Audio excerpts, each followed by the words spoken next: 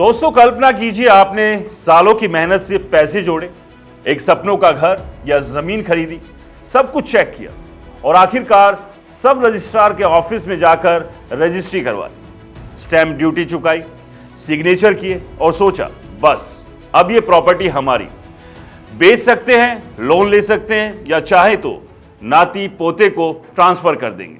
लेकिन रुकिए, supreme court का हालिया फैसला जो कि जून 2025 का वो लैंडमार्क जजमेंट है जो कहता है कि दोस्तों सिर्फ रजिस्ट्री से मालिकाना हक नहीं मिलता, ये तो बस एक कागज है जो बताता है कि ट्रांजैक्शन हुआ है, लेकिन असली ओनरशिप के लिए और भी रास्ते काटने पड़ते हैं। आज के इस वीडियो में हम इस मुद्दे पर गहराई से बात करेंगे क्योंकि ये गलतफहमी लाखों लोगों को फंसाती है। सुप्रीम कोर्ट ने क्या कहा और सबसे जरूरी सही तरीके से मालिकाना हक कैसे पाएं।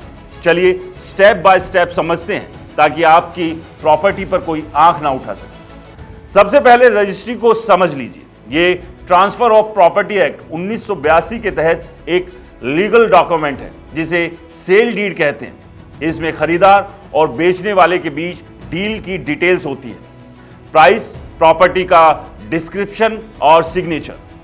रजिस्ट्रेशन एक्ट 1908 के सेक्शन 17 के मुताबिक 100 रुपए से ज्यादा की प्रॉपर्टी को रजिस्टर करना बेहद जरूरी है, वरना वो कोर्ट में वैलिड नहीं मानी जाती। स्टैंप ड्यूटी भी चुकानी पड़ती है जो स्टेट के हिसाब से 5 से 7% तक हो सकती है। जैसे दिल्ली में महिलाओं के लिए 4% की छूट मिलती है। दोस्तों सुप्रीम कोर्ट ने फातिमा इमरान वर्सेस विश्वेश्वरा इंफ्रास्ट्रक्चर के केस में साफ साफ कहा रजिस्ट्रेशन तो बस प्राइमा फेसी एविडेंस है, यानी शुरुआती सबूत। ये प्रूव नहीं करता कि बेचने वाले के पास क्लियर टाइटल था या पूरा पेमेंट हुआ या प्रॉपर्टी पर कोई एनकम्बरेंस जैसे लोन या डिस्प्यूट नहीं है। अगर बेचने वाले ने फ्रॉड किया या उसके पास राइट्स नहीं थे तो रजिस्टर्ड डीड भी कैंसिल हो सकती है।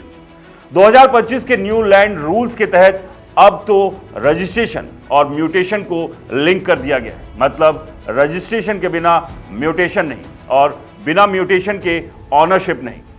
लाखों लोग ये गलती करते हैं, रजिस्ट्री करा ली लेकिन रेवेन्यू रिकॉर्ड्स में नाम नहीं बदला और बाद में सरकारी स्कीम, लोन या बिक्री के टाइम फंस जाते हैं। अब आते हैं असली हीरो पर, म्यूटेशन या दाखिल खारिज।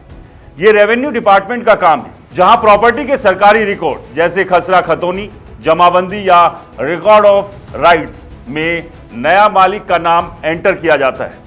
रजिस्ट्री तो बस सब रजिस्ट्रार के पास होती है, लेकिन ऑनरशिप प्रूफ रेवेन्यू रिकॉर्ड में। सुप्रीम कोर्ट ने बलवंत सिंह वर्सेस दौलत सिंह केस में दोहराया म्यूटेशन ना होने पर आप प्रॉपर्टी के लीगल ऑनर नहीं माने जाते। उदाहरण लीजिए रांची का एक केस जहां आदमी ने रजिस्ट्री कराई लेकिन म्यूटेशन नहीं, और जब म्युनिसिपल कॉर्पोरेशन ने रोड वाइडनिंग के लिए जमीन ली तो कंपनसेशन पुराने ओनर को मिला। क्यों? क्योंकि रिकॉर्ड्स में नाम नहीं बदला था। प्रोसेस सिंपल है, रजिस्ट्री के 3 से 6 महीने के अंदर तहसील या रेवेन्यू ऑफिस में अप्लाई करें। डॉक्यूमेंट्स, रजिस्ट्री की कॉपी, आईडी प्रूफ, एनओसी अगर जरूरी हो। फीस नॉमिनल है 100 से 500 रुपए, लेकिन देरी मत कीजिए। 12 साल तक किराएदार रहने पर वो भी एडवर्स पोजीशन के तहत क्लेम कर सकता है अगर रिकॉर्ड अपडेट ना हो। दोस्तों 2025 के रूल से अब डिजिटल लिंकिंग होगी तो ऑनलाइन भी हो जाएगा, लेकिन अभी ज्यादातर स्टेट्स में ऑफलाइन है। बिना म्यूटेशन के टैक्स, लोन या सरकारी बेनिफिट्स नहीं मिलते हैं। यह आपकी प्रॉपर्टी को घोस्ट बना देता है।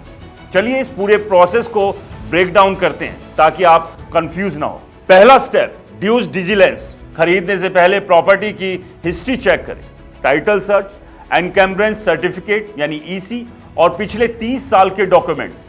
लॉयर हायर करें क्योंकि कैविट एम्प्टर का रूल है, खरीदार सावधान।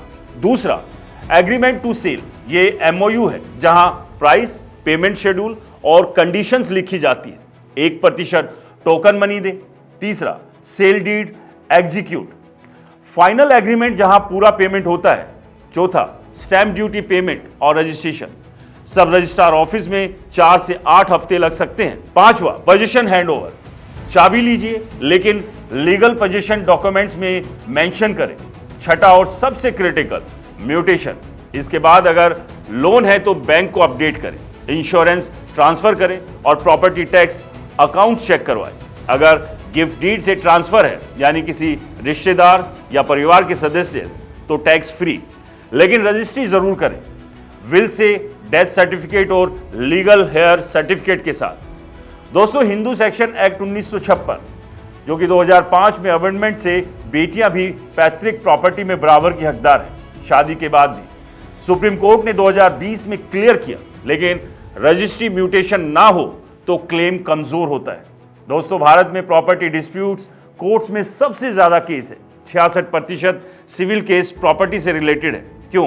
क्योंकि लोग रजिस्ट्री को फाइनल मान लेते हैं। सुप्रीम कोर्ट ने 2025 के जजमेंट में वार्निंग दी, रजिस्ट्रेशन से राइट्स ट्रांसफर होते हैं, लेकिन अगर सेलर के पास टाइटल नहीं था तो खरीदार फंसता है। फ्रॉड, इनकम्प्लीट पेमेंट या अप्रूवल्स की कमी से डीड इनवैलिड हो सकती है। 2025 लैंड रिफॉर्म से म्यूटेशन मैंडेटरी हो गया ताकि डिजिटल रिकॉर्ड्स ट्रांसपेरेंट हो। National mission of lands records के तहत रिस्क, लोन रिजेक्ट, कंपनसेशन ना मिलना या फैमिली डिस्प्यूट में हारना। तो दोस्तों, आप समझ गए होंगे कि अगर आपने कोई प्रॉपर्टी खरीदी है और आपने अगर उसकी रजिस्ट्री करा ली लेकिन बाकी जरूरी काम नहीं किए हैं तो आप समझ लीजिए कि ये रजिस्ट्री आपकी किसी काम की नहीं। तो इसके लिए बाकी जो फॉर्मेलिटीज हैं म्यूटेशन से लेकर बाकी दूसरी, ये तुरंत जरूर पूरी कराएं, वरना आपकी प्रॉपर्टी डिस्प्यूट में फंस सकती है। दोस्तों, क्या आपके साथ भी कभी कुछ ऐसा हुआ है? अपनी कहानी हमें कमेंट्स बॉक्स में जरूर बताएं। और हाँ, ये वीडियो पसंद आया हो तो इसे लाइक करें, शेयर करें, हमारे चैनल को सब्सक्राइब और फॉलो करना ना भूलें। नमस्कार।